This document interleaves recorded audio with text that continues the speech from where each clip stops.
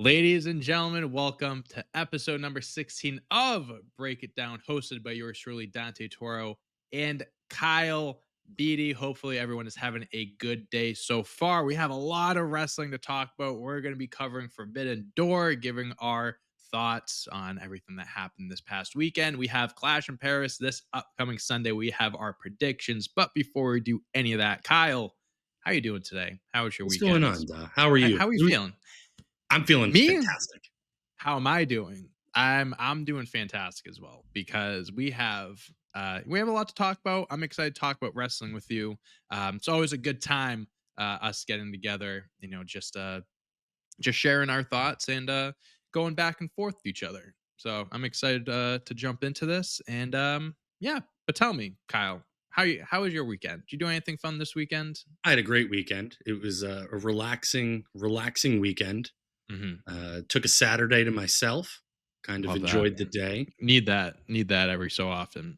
And then we eased into a Sunday that started relaxing. Had a burst of excitement because I didn't realize with a time change that AEW was going to be Yes. on Early show, noon my time. 1 o'clock So my time. we settled into AEW pretty early, and we Did called you that the watch it with church. Braxton? Braxton went to church with our Okay. neighbors, You and stayed I back and entered watched the the lights church of out. All Elite Wrestling. You watched lights out steel cage matches, and Braxton went to church on Sunday. I mean, it was the only way to do it Yeah, because one, he is sex. I needed to fully immerse myself in Forbidden Door Mhm. because I found myself a bit in Forbidden Door that I forgotten in All In Texas. Okay. I kind of forgot because remember What All was In. what was your setup? What, were you just in your living room on the couch, feet up, So had a few drinks? we What? redid our second level entertainment room. Yes, you did. So I Mhm. have surround sound. So and I also got myself some of those Oh. pre-made Jack and Cokes in the can for my little fridge. Mm, So big those have fan. been pre-chilled. Yep. Mhm. Uh, if I could remember what I had to eat, I believe. Oh, I do remember. I ate some Chinese leftovers. Love that. So we sat Some of the down at. best leftovers is Chinese food, I'll be Oh honest yeah, with you. lo mein. It It's a it little really cold lo is. mein. It's Not even honestly, fully warm. sometimes it might be just as good leftovers Oh as yeah. it is fresh, Oh, honestly. it'll do it. Mhm, So we sat down and I didn't get through 0 hour. Had to do some mm, stuff around the house, sure.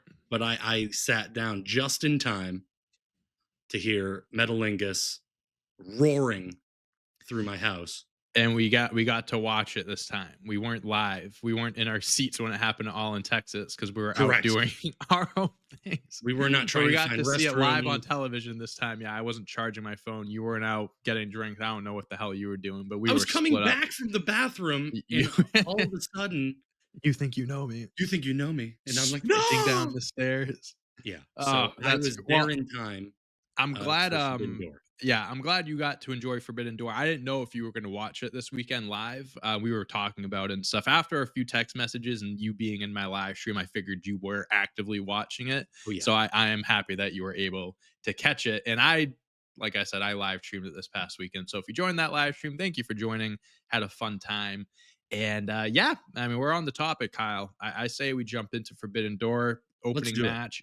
Adam Copeland, Christian Cage teaming up for their first pay-per-view match in, I believe it was 24 years, something First like tag that. team in 10 years.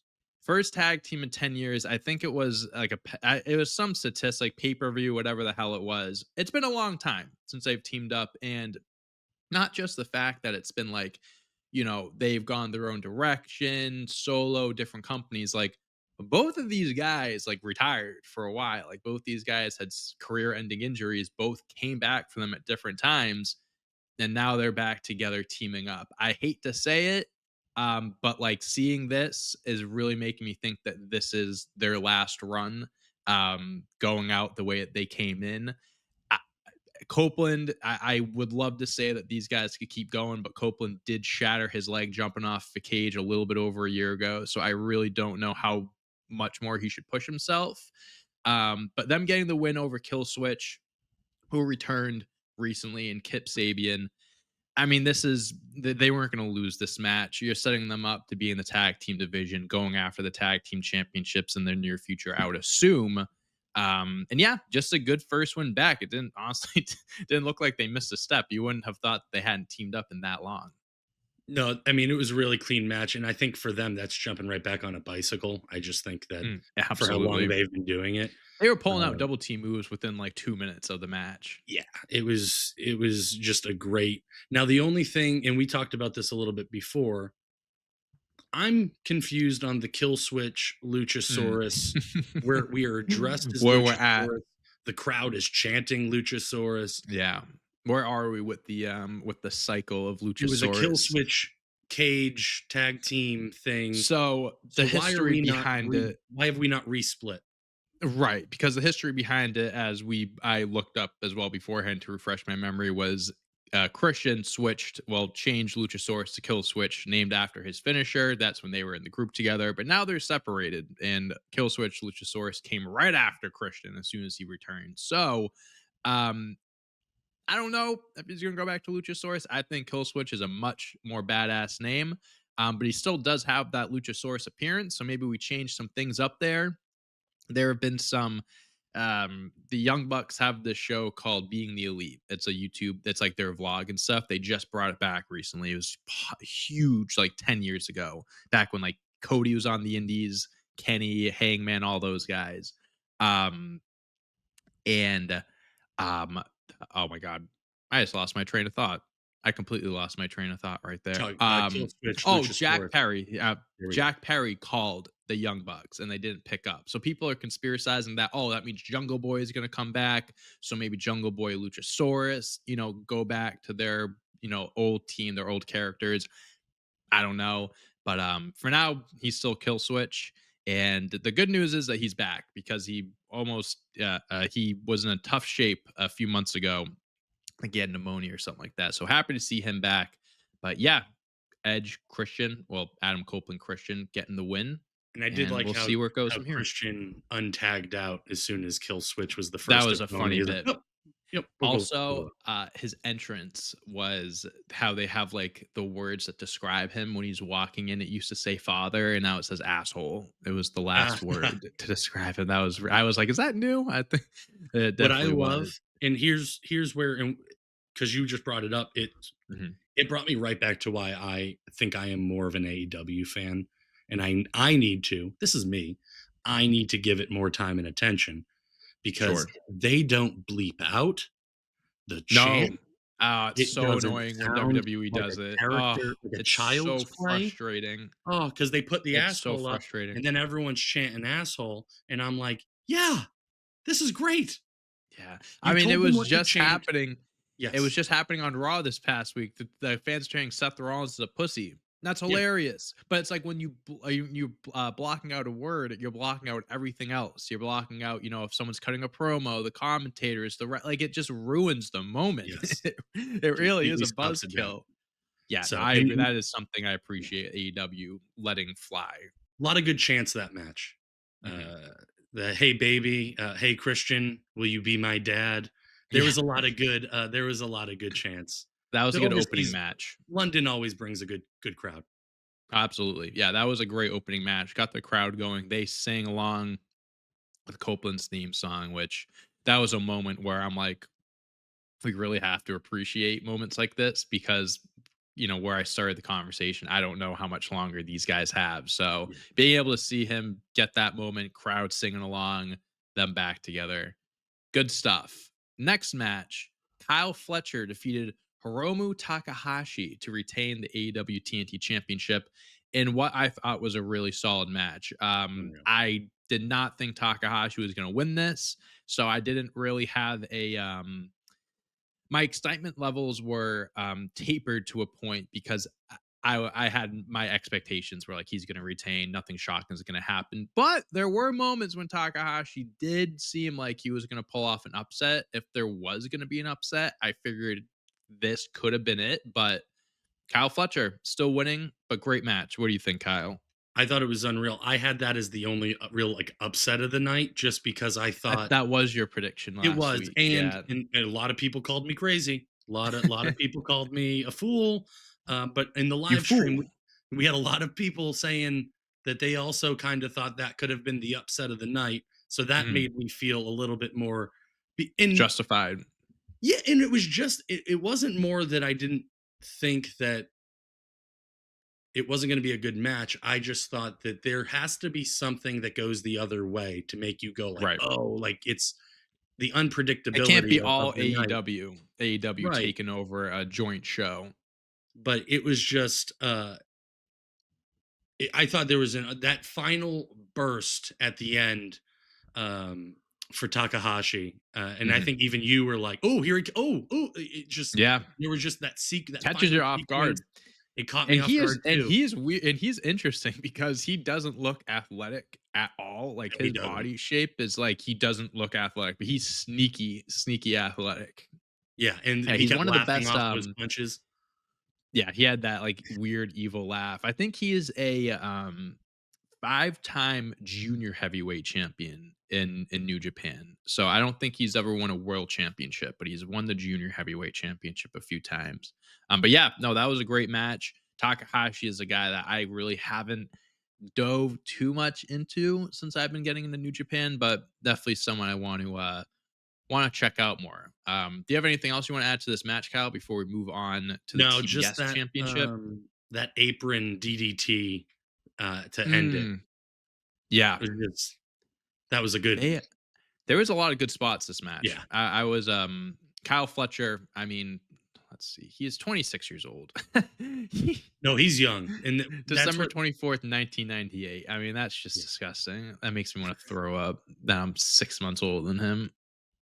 Welcome to my world, buddy. Welcome to my Mm. world. One thing I will add before we move on is I do want Kyle Fletcher to get a custom TNT championship. Put a pink strap on that baby. We've used to do that years ago when they had so many custom TNT championships. I feel like they were just giving them out. Fucking Rusev had a custom championship. Scorpio Sky had one. Give it to Kyle Fletcher. That matches him perfectly. Next match, TBS Championship, Fatal Four Way. We had Mercedes Monet, who is now 9 belts Monet. She won God, I don't even know. It was some Austria European Wrestling Association. Some oh no, Scotland's Discovery Wrestling Women's Champion. It's she while they're in Scotland, she decided to win another championship.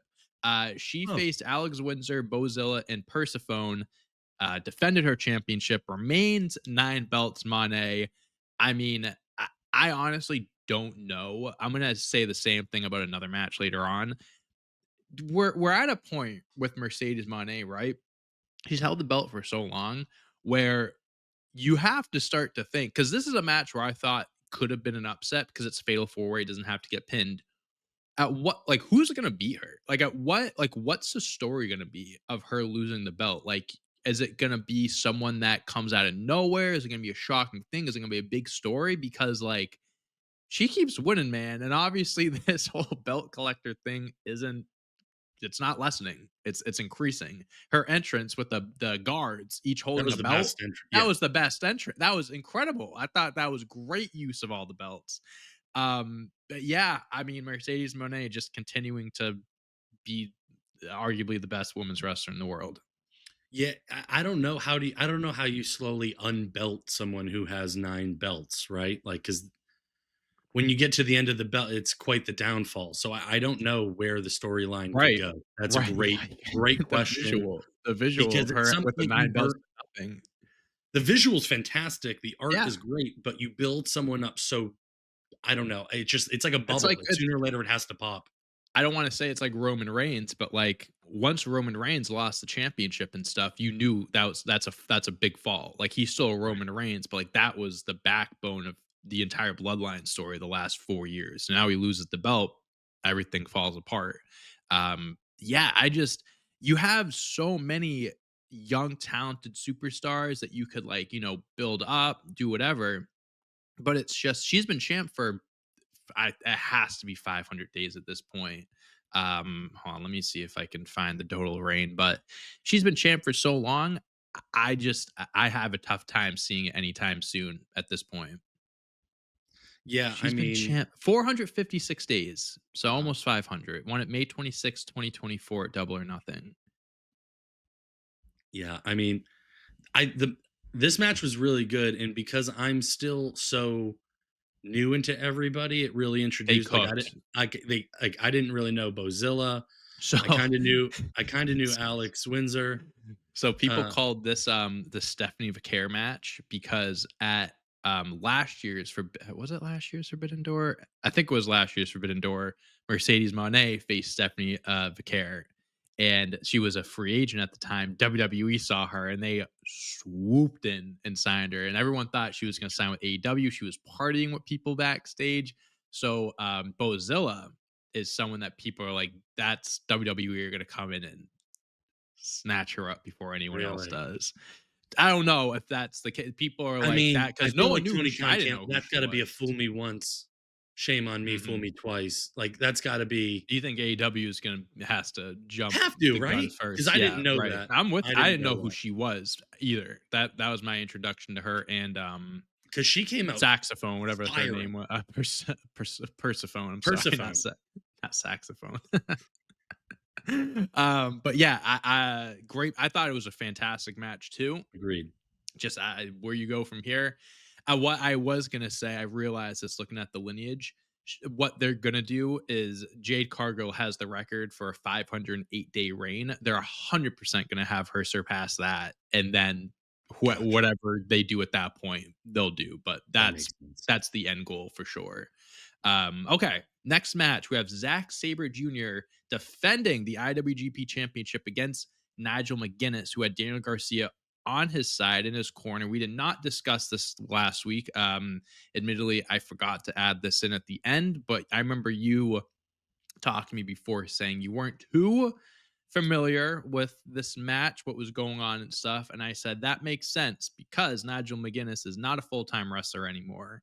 Actually came out of a 12-year retirement, I think in 2023. I think there was a gauntlet match. It may have been an all in 2023. I could be getting the years mixed up, but he retired in 2011, was in Ring of Honor. He's arguably Brian Danielson's greatest rival ever. They have unbelievable history in Ring of Honor, matches, insane. Um, one of the best wrestlers to like really never go to WWE at that time. He was one of those indie guys that never jumped to WWE, anything like that. Um, Came back. He's only had like a handful of matches since then. So this has only been like his fifth or sixth match since coming out of retirement, but he still is like a full time commentator.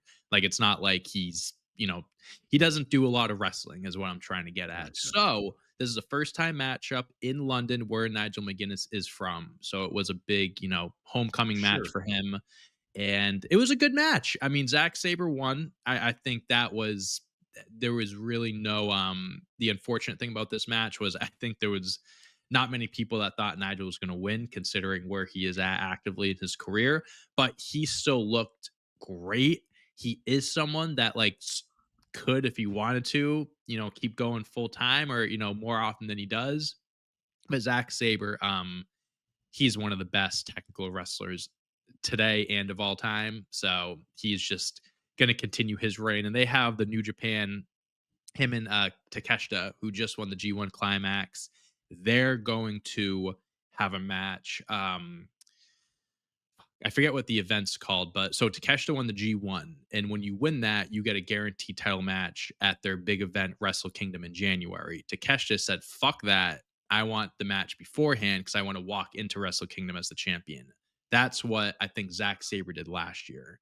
So they're setting up that match. They're going to have that match. So everyone figured Zack Sabre was going to win. They're not going to shy away from that match. Sure. But yeah, if you any thoughts on that? Again, you're not too familiar with No, them. I So wasn't yeah, I curious. wasn't familiar with either of them really, but, like, I thought it was a really cool video package that went into the match. I thought it was an A plus match. I thought it was really good. It was really entertaining, but I didn't really know too much going into it to kinda have a thought or an opinion.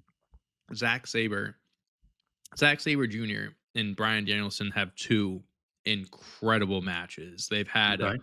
They had one in 2023 or maybe both are in 2024. One of them was at Wrestle Dream and the other one was at a New Japan show. Two Let's put these on to like watch. Zack Sabre Jr. is like I I don't want to say he's like the modern day version of Brian Danielson, but like technical wise, like no one touches him. He's just like people said about Brian Danielson when he was fully full time. So I should be watching the AEW Wrestle Dream 2023.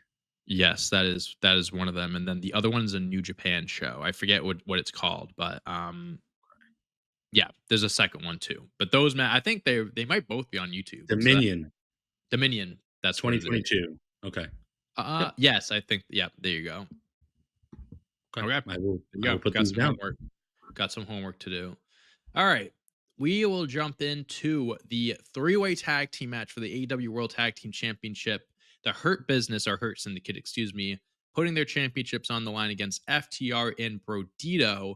So on Dynamite, FTR Brodito fought to a time limit, 30-minute time limit draw. The winner of that match was supposed to, fight Hurt Syndicate. But since went to a time limit, they both moved on to Forbidden Door. And at Forbidden Door, Brodito defeated FTR and the Hurt Syndicate to win the tag team championships after only being together for about a month at this point.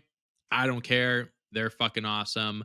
Who was it? Fuck, I had it right. Gates of Agony came out and took out Hurt Syndicate. Personally, I was a little. They came out with like mats and they were covered. No one knew who they were. I was a little disappointed to see it was them because I thought it was going to be like a new team, debuting team, whatever. They take out the Hurt Syndicate, send them to the back. Brodito finishes off FTR in a weird ending, just like things He like weren't pulled timed off. right. What happened was Bandito just he overcommitted and just like caused the ref to like stop the pin and then redo it again. Kind of like Jade Cargill did it against Asuka at Queen of the Ring, where she just pulled her back too hard, and like the ref just kept going, which I think the ref just should have done here, because he just made it a super awkward finish. Because then Cash came in because he tried to do the whole like dramatic, Late tried breaking breakup. it up, didn't get there in time, but He timed then it perfectly and then just like he laid timed there. it perfectly, and then the ref stopped, so then he had to like try it again, but it didn't look as good. The match was fun. The match was good. Brodito winning the championships. I'm happy with. I Yeah, am a Brodito fan. they're I awesome, think bro. They're great. Bobby Lashley and Brody King setting up to the That was meat a big chance. moment. That Mhm. was a good one. That's what do they call it when Bandito jumps I off? don't And know if they have a name for it is yet. that a monkey splash? I heard Crazy someone say motherfucker. monkey splash. I don't know, but Whatever whatever the fuck that you is, call I'm here for it because it. that's phenomenal. They're So that insane. I think they're a great tag team. That was a great tag. That was just unreal. Like I was on my feet the entire time. They sometimes you can create some magic by putting two random superstars together. And I mean, Bandito is still the Ring of Honor world champion, so he's a double champ right now. And Brody King is more than capable of being pushed as a strong single star. So it is cool seeing these two guys kind of coming together. Their styles of wrestling somewhat working. And yeah, new tag team champions. We'll see what happens now. The Gates of Agony, they're involved now with the Hurt Syndicate, Adam Copeland, Christian, like we mentioned earlier. So tag team division has a lot going on. And what also we have a lot going on of is Okada taking out Swerve Strickland because AEW has an issue now. Swerve Strickland is gone. Oucha. There have been reports going around the last like week or so that Swerve Strickland has been working on a torn meniscus since 2019. That is insane. That is a long time to have a torn meniscus and do nothing about it. So I guess now he decided is the time to step away for a little bit and take some time to recover. I don't know if that involves surgery or not. I don't think that was confirmed, but that was kind of the speculation going into this match. Okada defending his unified championship for the first time since All In, defeats Swerve Strickland. I thought this was a fun match. This wasn't. I was corrected. I forgot that they did have a match on Dynamite, um, 2024, sometime last year. So this wasn't a first time match. I thought it wasn't. But Okada ended up getting the win at the end. He really just does a number on Swerve Strickland knee. That was the big story in the match too, is that Swerve was really selling anything that, he landed awkwardly on his knee, any Right. move that involved the knee, he sold it like, there's a lot going on there. Okada puts his leg in the stairs, hits it with the steel chair, blah, blah, blah. And then after all of that, Kyle, just when you thought it was over, Wardlow comes out in the corner of our screen. Wardlow, big man Wardlow, Batista Jr. is back and he takes out Prince Nana, and just Prince Nana did not care to attack Swerve. He just had it out for Nana. Takes out some security and then hugs Don Callis. Don Joins Callis. the Don Callis family. Now they are a family of 25. How many people are there now? Too many. So yeah, Okada defends the championship, keeps in the Don Callis family, Swerve Strickland out for the foreseeable future, and Wardlow is back. Thoughts? Is Okada the most dangerous man right now in AEW? I think he should be in that conversation. Listen, Okada right now is, I wish he wrestled a little bit more, and he has been wrestling more recently. But this is like his prime years right now. Like, not prime years, but he is just still at the top of his game. He's in his mid to late 30s. I think he's like 37 or something like that. Just, you put him in any situation, you put this guy against anyone, no matter the style, and he's money, bro. Like, since I've been watching New Japan, right? And I say this every time I watch one of his matches on Patreon, I react to it, is it's baffling how good he is. Just his size and his athletic abilities. I think he ran track in college or high school or something like that. Like, Oh, the wow. guy was a legit athlete. I when you watch these matches, you pick up on some things, and because I'm always like, this dude's fucking a speed demon. He had to have done something. Track star, and even at this point, like in AEW, different than New Japan, he's the perfect guy to be the first unified champion. He's the perfect guy to have these big matchups against guys like Swerve. And you made him a bigger heel by taking out Swerve for the next few months. So it's like you're just continuously building him up, um, getting the fans, to hate him more and elevating the championship at the same time. So I love what AEW is doing with Okada right now. I love Okada in general. I truly, truly do believe he is, at least from all the wrestlers I've seen, one of the best wrestlers of all time. And yeah, I love what they're doing with him. I love the spots. I loved using the steel steps. I love the brain buster. But Yep. what made this match, I think, complete was Jim Ross on the commentary. Him, it's a It treat, just man. sounds like music. It's I don't know how to say it. It's it's a like big match if Jim Ross is commentating it. It's an it important match. just it's an important match, but it just feels I don't know how it just feels more like wrestle. I don't know how to No, say it. It's just Jim it's Ross's Jim voice Ross's voice is is it's wrestling. Vin Scully.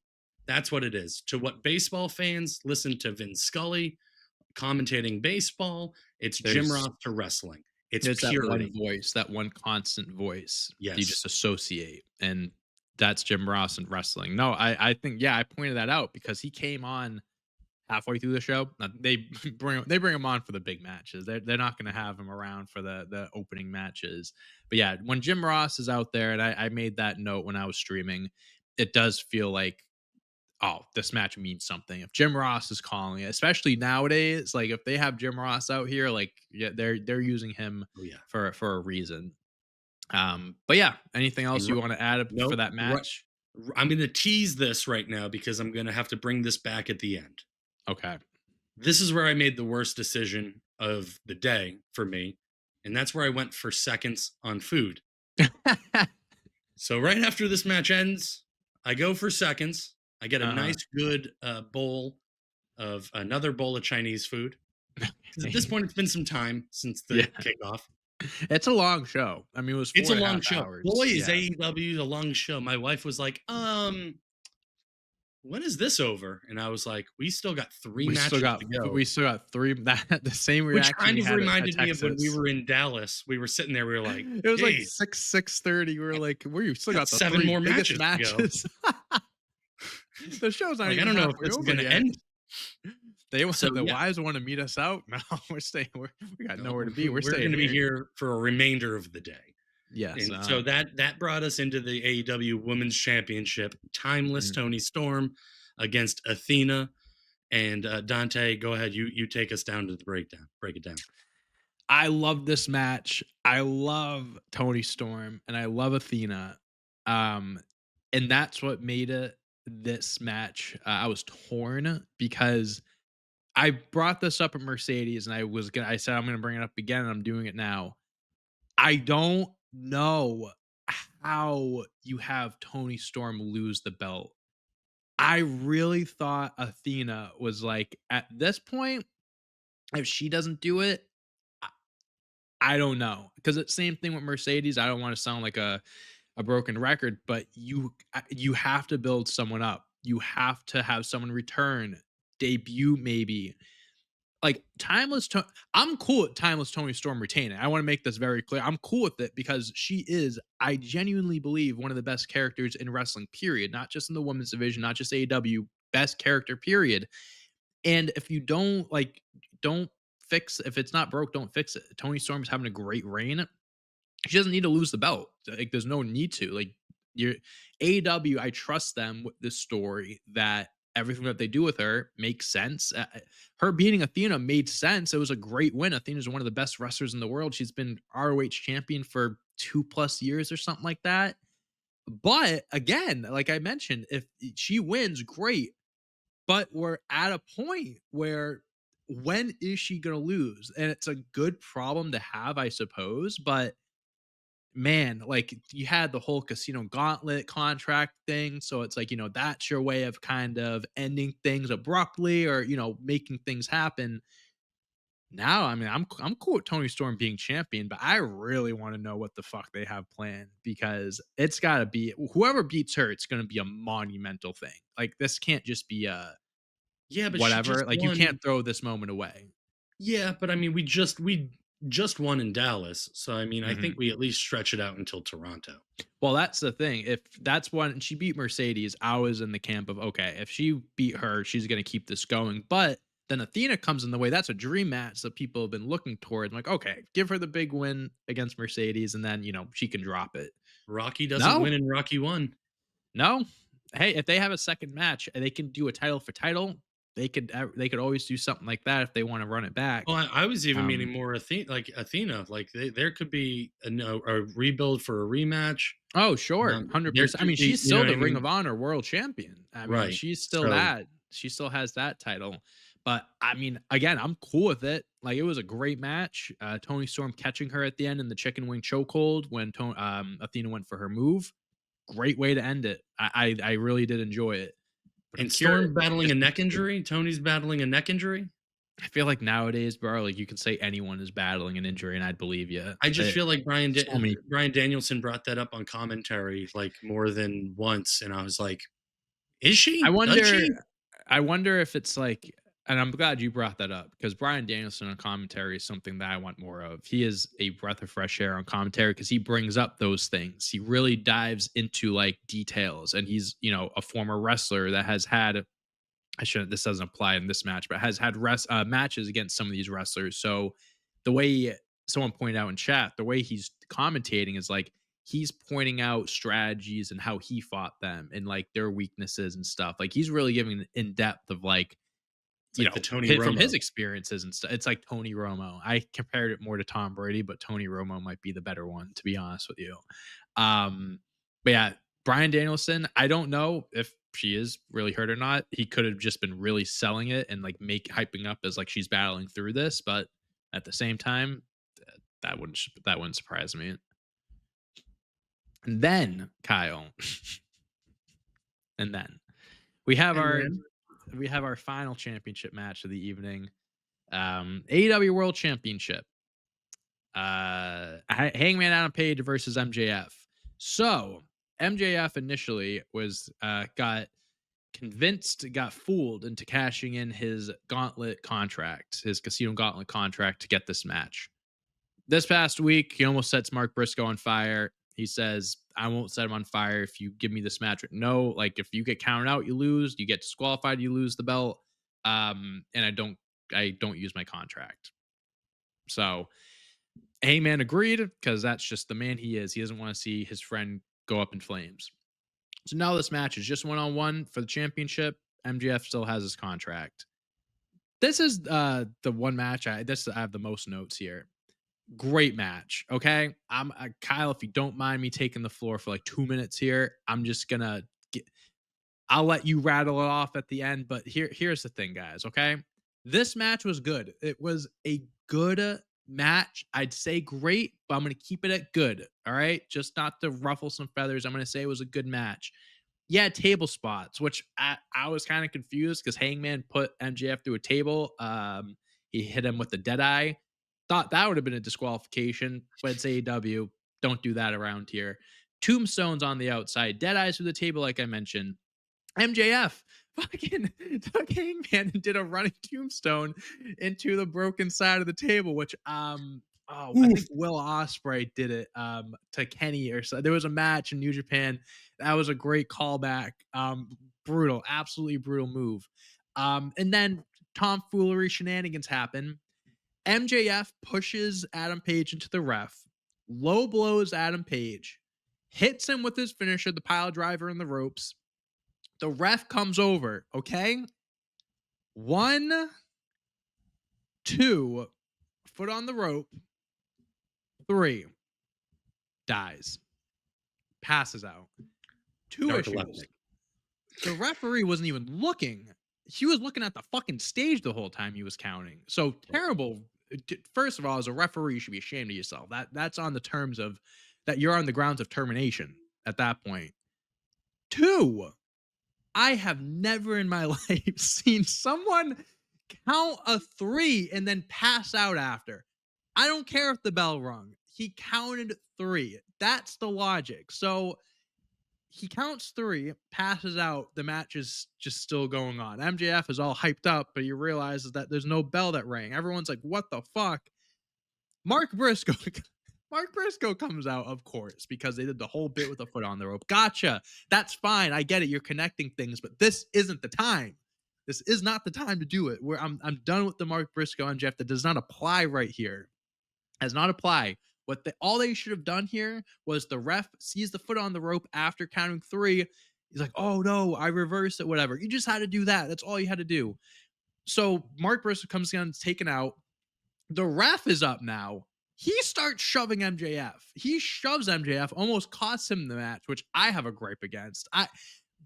Referees, there have been times in matches that I've seen where referees do get involved. I think it was Earl Hebner like shoved Triple H one match and costed him. I think he lost the WWE Championship that match. It happens. I get it.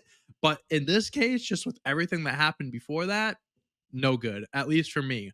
Ref gets physical, and then MJF still somehow gets on low blows Hangman again, gets on top of things, thinking that he's still going to pull this off. At this point, I'm rooting for him because I was like, that's fucked. I'm like, that's fucky. Like, he should win this. Now, I was rooting for him. Hitting Page with the contract, low blows, whatever, not working. Tries using the ring. Hangman uses the contract. Deadeye, buckshot, 1, 2, 3. Again, I want to clarify this. The match was good. The ending fucking overbooked, sucked, and I hate that it caused an outrage online where now people are saying MJF is a terrible wrestler because overbooked match that had nothing to do with it. Like, he didn't write the match. He didn't write the result. He did what he had to do that match. And for what it's worth, he did his part well. That's my 2 cents, Kyle. Please take it from here. I typically hate to agree for the sake of agreeing, but same, I think, following in the chat when you were live, watching the match on TV, I felt like the pace had everyone like it was moving really smooth. It was a Mhm. really good match. The 1, 2, 3 happens where the ref's looking away, which was similar to how MJF won. Was that on Yes. Dynamite? Yeah, against Briscoe. Mhm. Against Briscoe. So you have that whole thing there. But MJF knew against Briscoe to pop up and look at the foot on the rope, like, and to take it off, right? So I kind of was like, Look, like, Why did he why do are that? Yeah, you why didn't did he hear do the that bell? again? Just do it. Take it Yeah, off. He's asleep. Your ref's asleep for no reason. because the foot was on the rope for 2 minutes. Well, it was on the camera shot for a good solid whatever, and then the Briscoe music hits. Then you got to go, oh, what's happening? The camera's panning around, so the foot's on there for like a good like 5 minutes. Yeah, Not really, wow. but a Yeah, good chunk. And then all of a sudden, like you said, the ref's coming too, and now we're pointing at the foot because the foot's still on the rope. The foot, like, I don't know, it it made didn't me make go, sense. it totally took me out of the environment of the match I was just watching, Yep, and it made me totally focus on one thing, which was like, this didn't nee and to your point, didn't need to happen, overcomplicated. Have the final sequence just be the contract, the papers go everywhere, have a different diversion.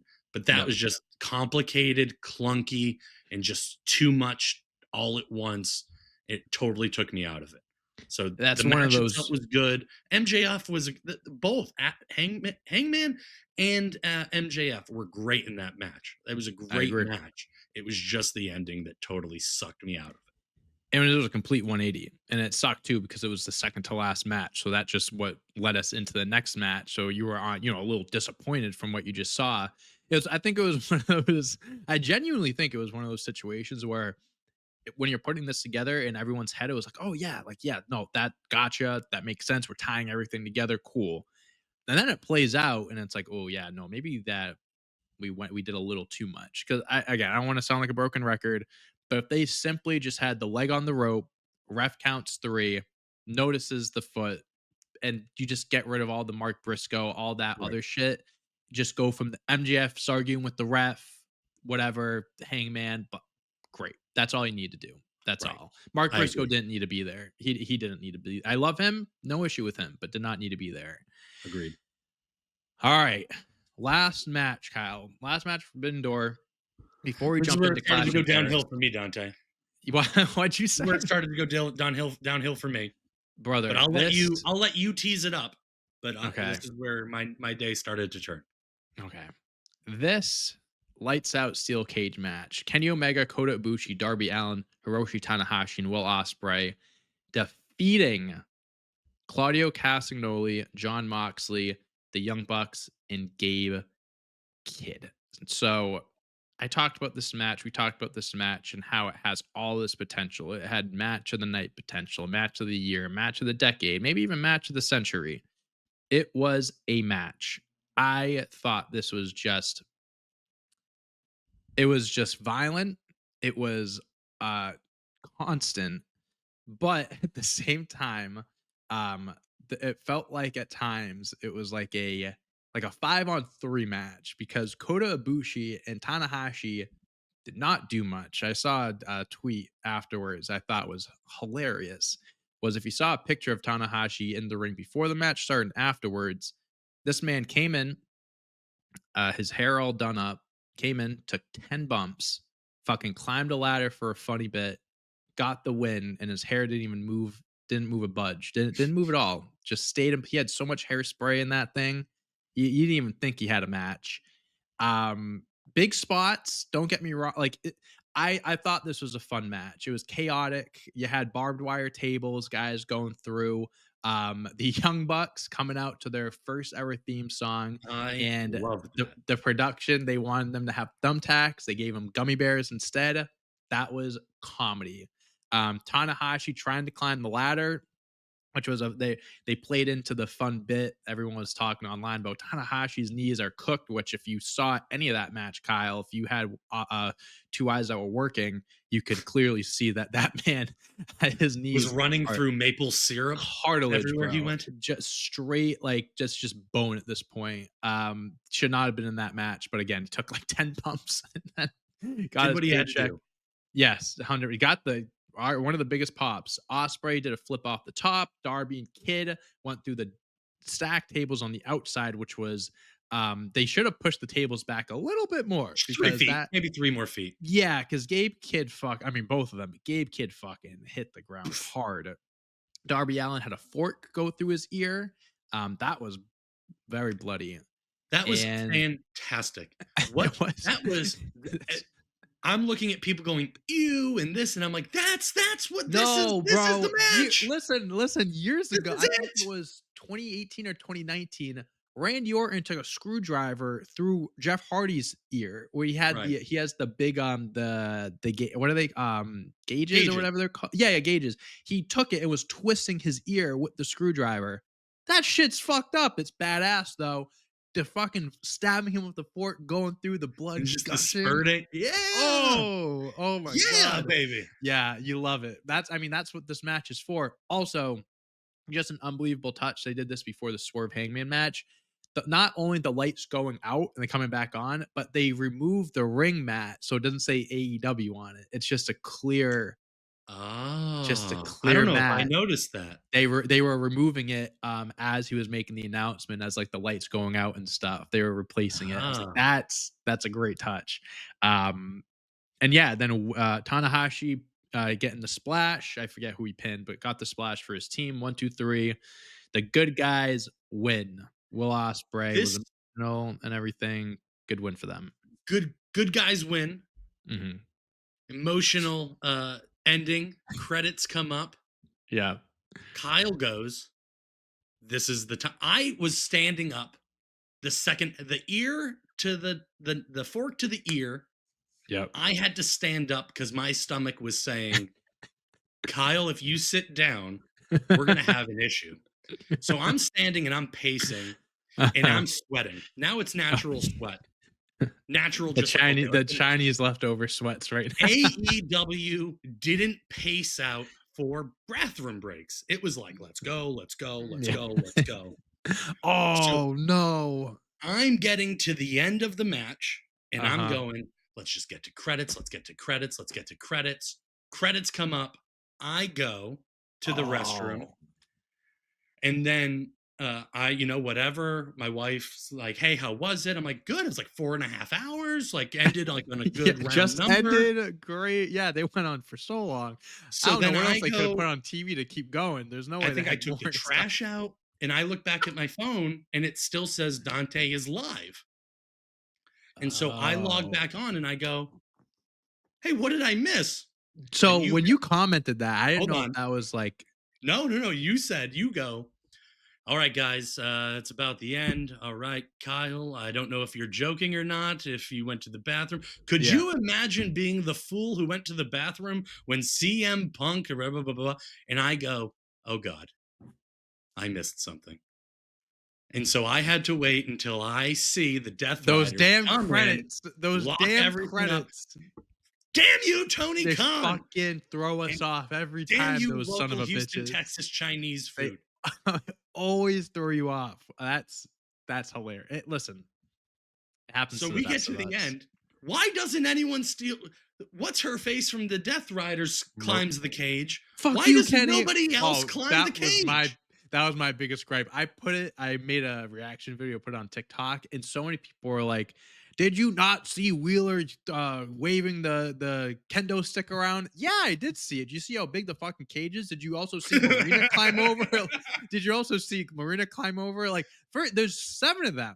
I think if they all charged at once, Hobbs came out, the ops came out for whatever reason. He was the only one that even attempted to climb it. No one even tried. Ibushi, I don't know if you saw some clips online. He was legit punching the cage and started running into it shoulder first. And the last one he hit, he legit like went down and like was like curled up. Like he was legit like Oh, breaking through the thing. I like that But you're yeah, selling, no but one we don't helped need to.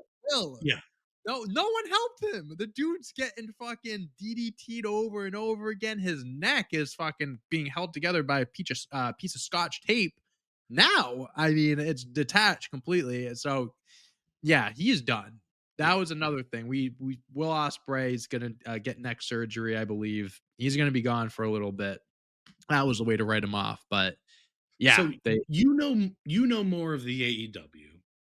okay. So who Yeah. fills in for Swerve and who fills in for Osprey? So this I said this in like hindsight 2020. And like obviously like I'm not complaining about it because what we're getting from the Bucks is great, but the stipulation from the Bucks Hangman, the Bucks and the Swerve Osprey match was if Swerve and Osprey lost, they couldn't challenge for the world championship for a year. I don't know if they kind of accounted into the fact that Swerve and Osprey were going to miss time anyway. So maybe like, Young Bucks winning in that case would have made sense considering Osprey and Swerve were gone, but we're getting the Bucks story and everything, so it's fine. Because at the time of All In, I'm like, oh, we can create a story of guys having to step up, like with Swerve and Osprey being out of the picture. Then they won. I'm like, okay, never mind. Now we're back to that thought process of who can step up. I mentioned them earlier. They just won the championships, but like someone like Brody King, I really think they could push him to be a monster. He's got the fan base behind him. I'd say Bandito too, but he's the Ring of Honor World Champion, so I understand kind of not going all in there. I think even guys like Darby Allen, I think that's a guy who's never won a world championship. I think that's someone you got to push. I think you can go to guys like even a guy like Ricochet. I think someone like Ricochet, Mike Bailey, Kevin Knight. I think some young guys you could really push. Powerhouse Hobbs. I think there are options, and there are other people I know I'm probably leaving out. There's so much talent. Mark Briscoe, that's someone that you could throw in the mix too.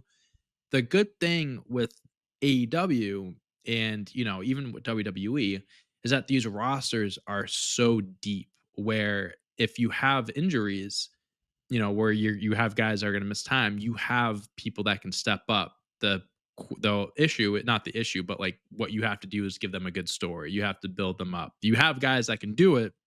You just have to give them the right push. So, I mean, I think all those guys I mentioned, I think could easily throw their name in the hat. Um, but I think Brody King is the biggest name that stands out to me. I would like to see him get a big main event scene push moving forward. Yeah, I mean, Brody King is kind of really the only thing that in my mind of a person that has captured my excitement. Hmm. Good thing that AEW has is the New Japan connection. So like they could Yeah, always just be like, all right, well, here's two people that we're going to introduce and run up. So that there is the unknown, yeah. I at mean, least for Gabe some Kidd. people, at least for That's me, because that Gabe I don't Kidd. know. He's someone that's in New Japan, but he is doing AEW stuff as well. I love him. He's not going to be a guy. Oh, Takeshita. That's another big name. Takeshita, I think, is going to be is someone that they should push. And I know he just won the G1 going after the New Japan belt, but I think him and the Don Callis family, I think they're going to set something up in the long term, maybe going after the unified belt or something. But Takeshita is someone I also would like to see get a big push. But okay, Kyle, do you want to talk about some WWE to close out this podcast? Yeah, let's do it. Let's give some predictions at the 54-minute mark. I haven't been putting many timestamps in. I think I will definitely put the timestamps in this week so we can separate AEW from WWE. I'll make it easy for you guys. But 5 matches announced so far. It is Wednesday, August 27th. So there might be more matches announced on SmackDown. We are at the 5 match limit. 5 match fetish. Triple H put this card together. I don't know if we're going to get another match or two. We'll see. But for now, we'll talk about these 5 matches. If anything changes, sorry. First match we have, I'm going to start from the bottom up. We have Sheamus versus Rusev in a good old fashioned Donnybrook match. And Kyle, if you want me to break down for you, it's just a street fight. Um, these guys are going at it again. I think this is the third or fourth time they're doing it. I'm cool with them having a blow off match at Clash of Paris, especially if it's a no rules match. But you're calling it a good old fashioned Donnybrook. You're giving it a clever name. Have them go crazy. Some table spots. Get a shillelagh in there. I don't know. Get some big spots in and have It'll them be cook. intense. It'll be a great fight. They're big, beefy, meaty men, and But they hit each other they put hard. on some great fights on TV. So to take this to the PLE, it's got to be a big thing. But Right. here's my thing There's about other street matches I fights. would have put ahead of this too. Well, But sure. That's why I but want them to cook so they can prove that it is a pay-per-view worthy match. they need to, but these street fights in WWE have not been what like for me, like this has to be something intense to Mhm. be a Donnybrook. You're going to give it all Sure. these names, you're going to give it all these things. If it's a street fight, it's a street fight. It's got to have something intense. It can't just be in the ropes. It's Yeah. there's got to be You have to go, something. yeah, go to the outside of the ring, go to the stage, maybe go a little bit into the crowd, something like that. Crowd Go backstage, through an something. announce table. Yeah, yeah, yeah. There has to be a little bit of bite to it, which I don't know if WWE has really pulled off the last street All fight for bark, me. no bite. John Cena, So Cody Rhodes is probably the best street fight that we've gotten in recent history, honestly. But yeah, John Cena and Cody Rhodes being the names that they are elevated right. it as well. So this one has to go over. It just has to be Mhm. better. Just because I think that they've had the better spots. Rusev and Yeah, Sheamus has had just some unreal, just some really good intense fights. they're great wrestlers. They're two phenomenal wrestlers. I think this is a great first feud for Rusev. And with that being said, who do you have winning? Rusev. Rusev. I have Rusev. I'm also gonna go Rusev.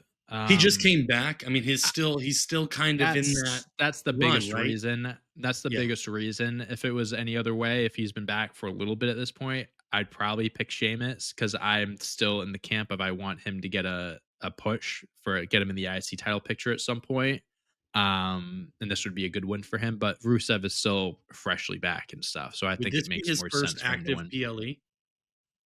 Yeah, I think so. Yeah. Okay. Because this is the Yeah. first one since SummerSlam, and he wasn't on that card. So Yeah. So yeah, then, yeah, I just don't see if you brought him makes back. sense. Yeah. Okay, next match we have Becky Lynch defending her Women's Intercontinental Championship against Nikki Bella, and apparently this match is replacing Stephanie Vaquer versus Naomi because Naomi is pregnant. As something we last week we We did reported find that we out. did not know what was going to go on with Naomi in the belt. She announced she was pregnant. Congratulations, Naomi and Big Jim. So the belt is relinquished. Stephanie Vaquer, her match at Clash in Paris, crossed out, gone, not doing it anymore. We will find out next week on Raw who she will face at some point. I think I don't know when on Raw. It'll probably be an episode of Raw, or maybe actually it might be at WrestlePalooza whenever they do it. But regardless, Becky Lynch versus Nikki Bella, Women's Intercontinental Championship. Two things I actually want to ask you, and the first question is kind of a little outdated. I was listening to it before we started filming, so it's fresh on my mind. One, what do you think of Becky Lynch's new theme song? And two, do you think there's any chance Nikki Bella wins here? Because I'm putting it at a donut Yeah. 0. There's no 0. shot, Nikki Bella. Their monologues have been incredible. I love Good Becky's story. I theme think song. good promos. Mhm. Great promos. Yeah. Great They're promos. hyping up the match well. They're It hyping up the match well. feels legit intensity. It almost kind of feels like Tiffany Stratton, Charlotte Flair. Like, whoa, she went off script. She wasn't supposed to like some of these punches in these promos have been pretty at least sold like they've been pretty deep. Yep.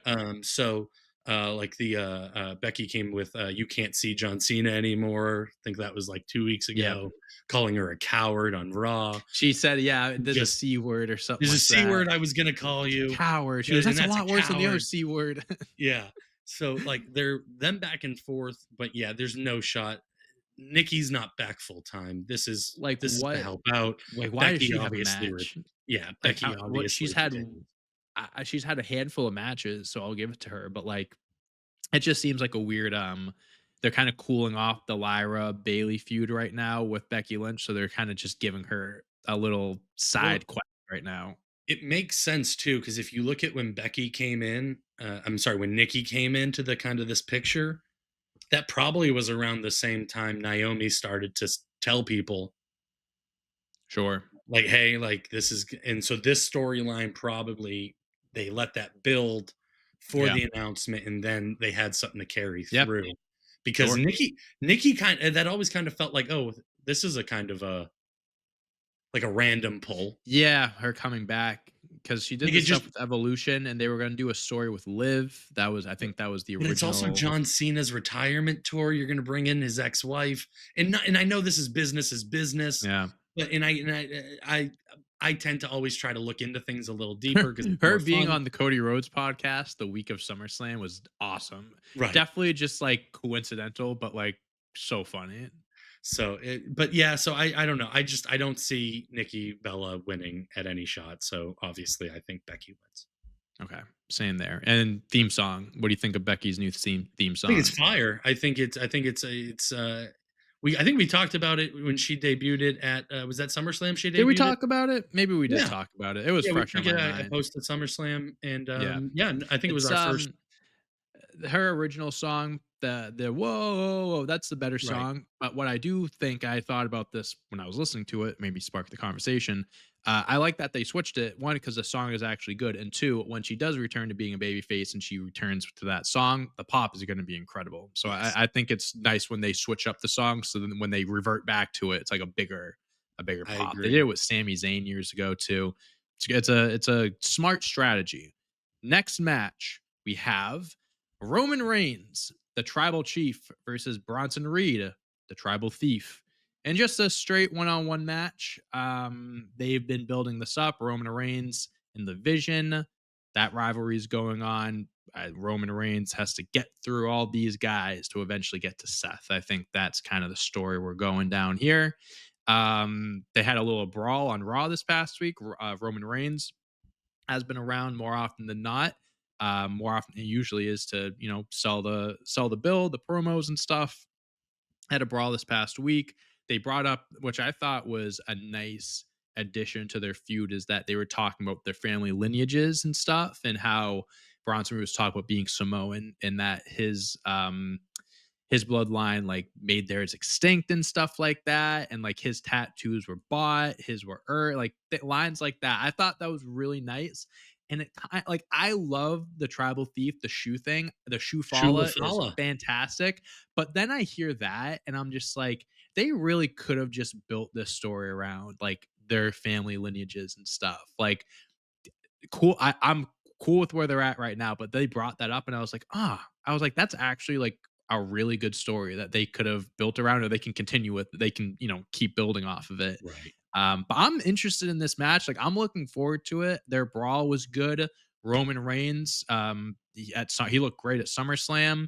He was, jumping around, doing dives and shit on Raw. So He was like moving. he was moving, and I think it's gonna be a good match. I really want to pick Bronson Reed to upset him because I just think we're at a story where Roman Reigns, the crowd was, he's talking about how he's not the Roman he once was, talking about how he doesn't have his bloodline, things are a little bit different, how he can get back to who he once was. And I think we can still, have him take some losses and really continue to build up his like, putting it all back together and then eventually get into Seth Rollins and whatever. Um, but at the same time, it's Roman, he's the poster. He's on the poster of the damn event, I'm gonna pick Roman. I want Bronson Reed to win. I think bigger picture, I think Bronson Reed like that does so much for him. And I think that he needs to win more than Roman does, Right. but it's Roman. I think WWE is gonna give it to him.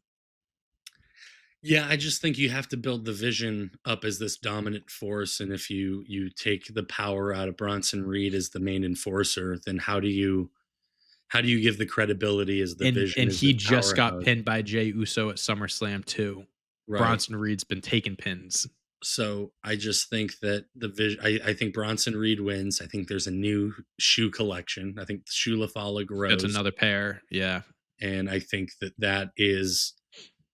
I think that puts Bron. I think Roman's at the spot now where he has to elevate Guys. the people, Mhm. right? And so I think this is where he elevates Bronson Reed as a true dominant force for the Vision, because without Bronson Reed, you just have Braun Breaker, and then it's just kind of I don't know. I just feel like Yeah.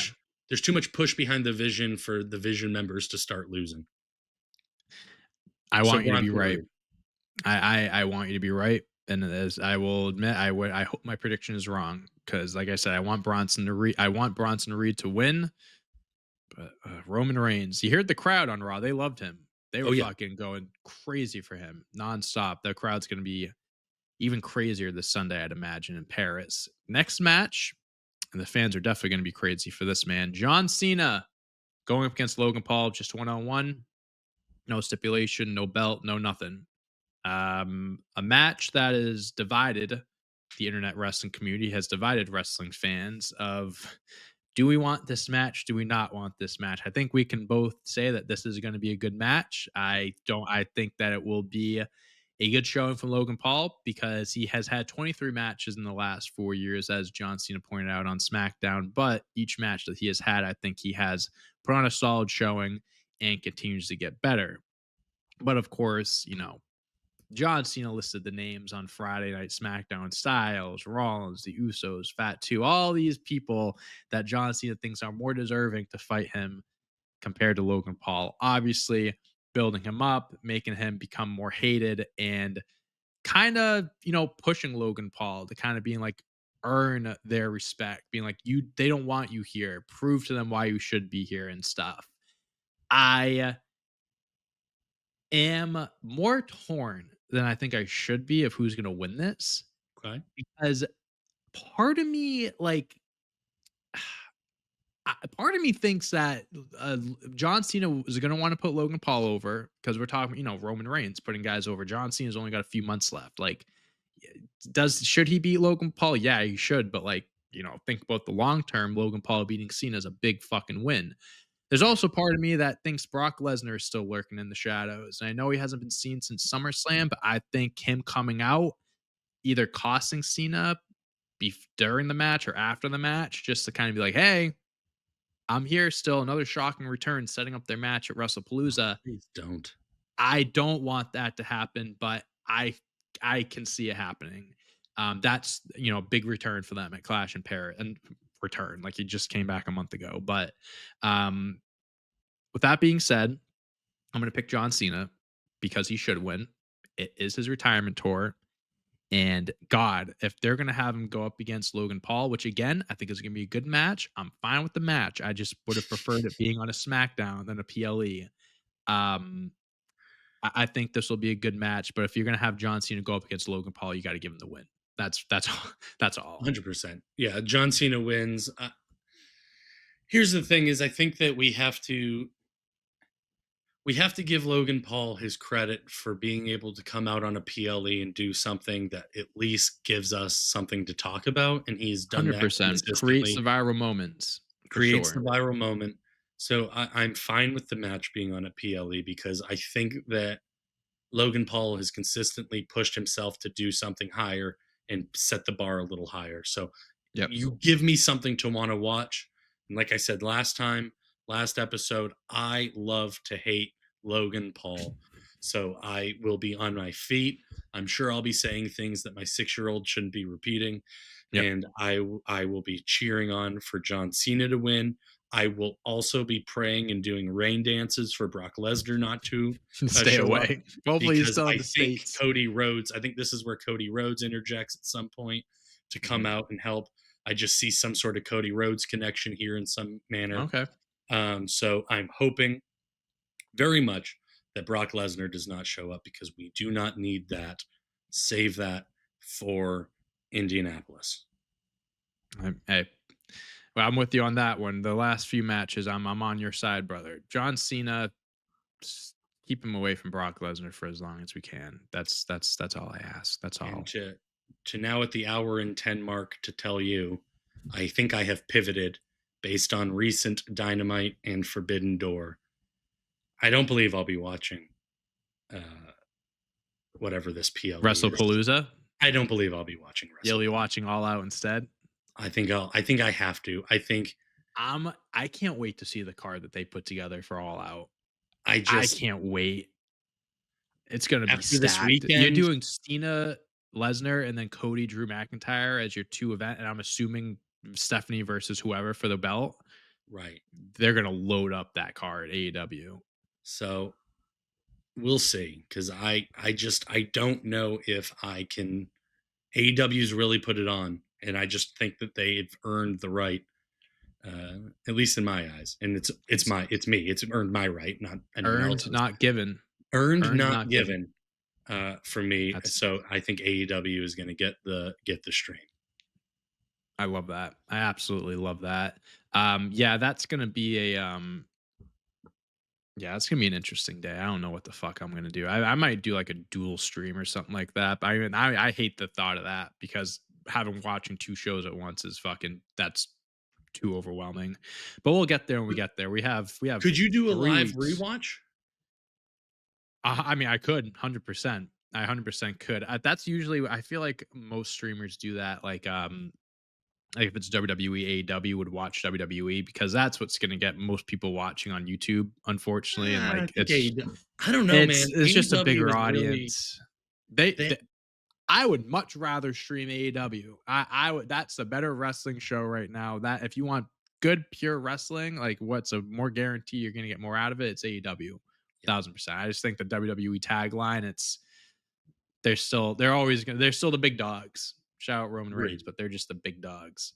But we'll get to WrestlePalooza and All Out when we get there. They're gonna stack those shows up. That's what we know for sure. And then they have this order differently. I'm assuming this is the main event of the evening. Seth Rollins defending his World Heavyweight Championship against CM Punk, Jey Uso, and LA Knight. Yeah, at the end of Yeah, Raw this past week. Yeah, Jey Uso um now I wouldn't say turned on CM Punk, but super kicked CM Punk to end the show. Two guys that you thought were on the same page going into this weekend, two homies, two guys that go to a lot of hockey games together. Jey Uso super kicked him. Roman Reigns told him in the back, you can't trust him. Got to get got to provide for the family. So that's how we closed out Raw. Seth Rollins laughing in his green, like the Riddler, dressed up in all green and shit like that. Evil villain. I don't think Seth Rollins is losing the belt. Um, he just won it. yeah. It I know it's a fatal four way, and it's matches like this. You can protect him by not having him be pinned, and shit happens. But Seth Rollins has Braun Breaker and Bronson Reed by his side. He's got Paul Heyman. I have been speculating personally that if there is a time, it's now. If there is another member to be revealed, I wish I wrote this down, but there was something that I believe Paul Heyman or a commentator said. I wish I wrote this down, but they made a comment in passing that made it sound like they said it's like in growing type of thing where it's like the Mm. faction was continuing to evolve and stuff, which planted a seed in my head. It could mean a million things, but planted a seed in my head that maybe there's another wrestler that's going to be joining the group. I don't know if we're going to continue doing that, but in a fatal four-way match, I can see a situation where CM Punk's about to hit Seth Rollins at GTS, about to win. Guy comes down, costs him, helps Rollins. Group just got added one more person. Or Braun Breaker and Bronson Reed help him out and Seth Rollins wins because that's just what we've been seeing for the last month on Monday Night Raw and stuff is, Seth Rollins getting the assist. So I think Seth Rollins is going to win. The bigger question is who's going to take the pin. Unfortunately, I think it's going to be CM Punk. I don't think LA Knight or Jey Uso is going to eat a pin here. I would say LA Knight, but I just think with the story going on, if Seth Rollins wins the match, I think him pinning CM Punk is the way that they're gonna end it. Yeah, I agree. I think However they get there, whether it's Seth the Vision Rollins. helps or whatever. Yeah, there's definitely going to be something. I think to your point, there's going to be some sort of interruption. CM Punk, I think, takes the pin. I just think the art looks best, the photos, the promotionals, all of that stuff with Seth Rollins on top. It Yeah. just gives all the stuff to cut to in video packages. So yeah, I agree. I like the idea of everyone the infighting with all the faces, and I just think that I think they'll kind of have that figured out by Paris, right? Like the story, like Mhm. they've struggled, but there's going to be something that happens that makes them all cluster and fight up again. And so I just don't think that it makes sense for Seth to lose. So I think that's Yeah. going to be the storyline on how he wins. And so, yeah, Seth wins. All right. Well, my final predictions. Let me give my rundown. I had Rusev, Roman, Becky, Cena, and Seth. Did we have the same predictions? Let us check. I had Oh, no. Rusev, Becky. I had Bronson. You You had actually ended Bronson. up going with Roman, although you Yes. felt very strongly that you would want Bronson. Yes. Yes. I took that, and then yeah, we both had Cena and Rollins. Okay. Now listen, 5-match card, you're gonna have some similarity. It's gonna be tougher to find some differences there. But all right, that is our predictions for Clash and Paris. You heard us give our rundown of Forbidden Door, all beginning episode, first 55 minutes. Kyle, do you have anything else you want to add before we end this historic episode of Break It Down? Don't eat Chinese food in the middle of an AEW PLE. They don't space it out enough. That he's talking to you, future Kyle, There you go. and everyone else that feels the need to enjoy Chinese food during an AEW event. Think twice about it, and yeah, you have to keep in mind you have to be very mindful of the bathroom breaks and Oof, everything like that AEW, no because pacing. they. If I could write a letter to Tony Khan, just give me 5 minutes. I I will can be say fast. I can be efficient. it was it was very much so similar to like a New Japan event, like a G1 climax. They just go match to match. Like there is no segments in Oof. between. Like as soon as they like that match ends, they get them out of the ring. There were times during AW where I could like Aubrey Edwards was like telling them like, all right, get down, go, go. Like we gotta go type of thing. Like they were going all night. But okay. I don't think I have anything else to add. Just Clash in Paris this Sunday. No live stream, unfortunately.